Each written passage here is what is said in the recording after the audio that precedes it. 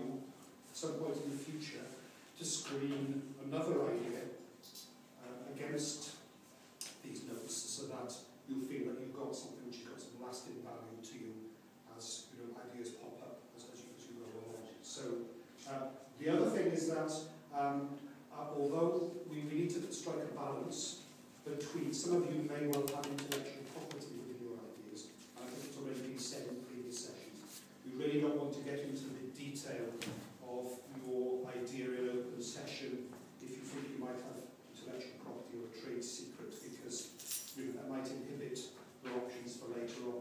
So where you want to talk about your project, your idea, talk in general terms and don't get into the detail of your idea, such as you're starting to get into the bits which are the inventive bits from your perspective. So we'll talk about environment and things like that, and it's perfectly all right, I think, then to say, well, my idea is in this particular area. Can we talk about the environmental issues in this particular area? And that's absolutely fine, because you're not going straying too close. What it is makes your idea special or inventive.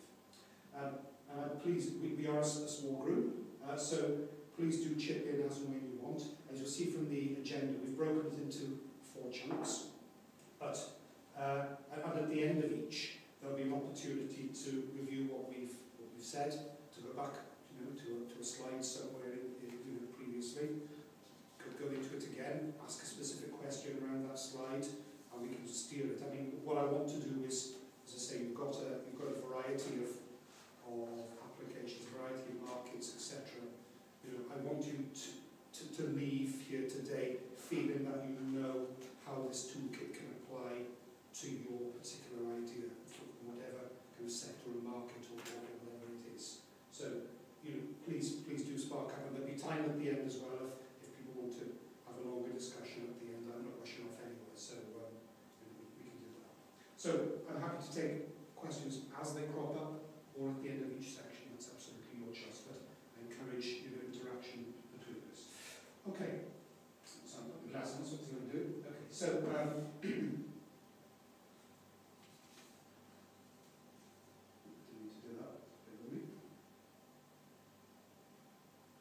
Right, so this is, as I said, this is wider than just getting an idea to market. It doesn't take a great deal of thought to have an idea and to create some kind of product and to rush it out onto the market. And that's arguably, depending on what your market is, that's not tremendously difficult, and it doesn't require necessarily a tremendous amount of thought. It's easy to get a product out and offer it to people. But professionally done, there's quite a bit of effort that you need to put in before you do that. And as I said, you're ruthlessly screening. You want to invest some time and maybe some money, some of your budget, in really testing that idea, because the world is full of individuals and companies who've put time and effort and money into ideas which haven't been properly screened, and they turn out to be loss-making or not viable, and really there's regret at the end of it.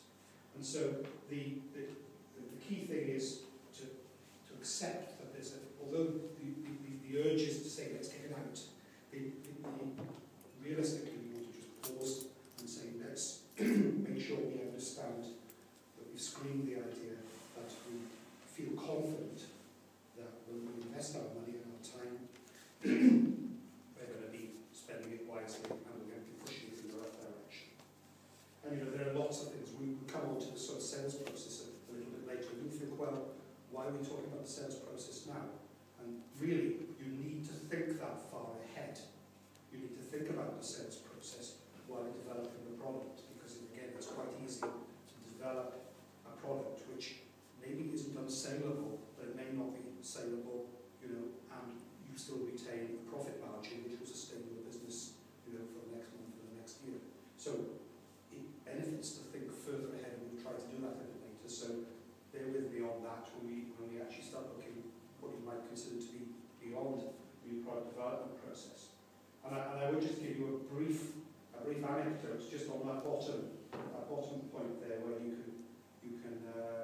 very easy to create a product which you can't generate a return on investment.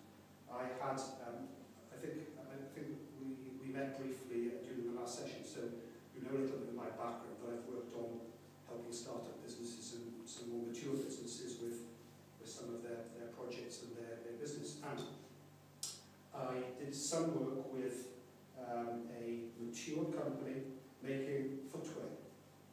And the chap wondered why he only seemed to be able to pay himself about 50 quid a week, at the end of the week. And so we just did he was manufacturing footwear, so we just did a little bit of analysis on the ranges of footwear. He didn't have many ranges, on the ranges of footwear.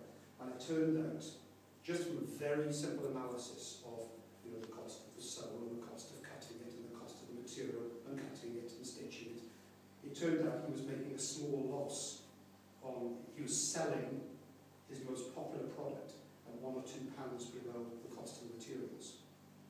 So it's not surprising. I mean, it was quite an expensive product in terms of the materials were very, very nice, so they weren't cheap, but he was selling the product at a couple of pounds below the cost of the materials. So when you do that, it's like saying, here's your pair of shoes, sir, and by the way, there's the £2. There's £2, thanks very much for coming to see us. You're actually giving money away, and he was operating on that line of product below viability. He wasn't even covering the costs of his number of staff who were working in the shop.